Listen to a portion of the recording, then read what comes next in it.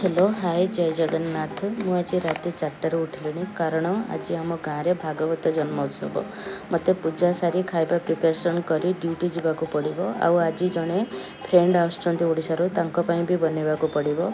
आज बनी बगरा राइस डाली डालीर जदि आपण को रेसिपी दरकार मते कमेंट बॉक्स रे कमेंट करंतु। मैं यार लॉन्ग वीडियो नहीं करी आसीबी।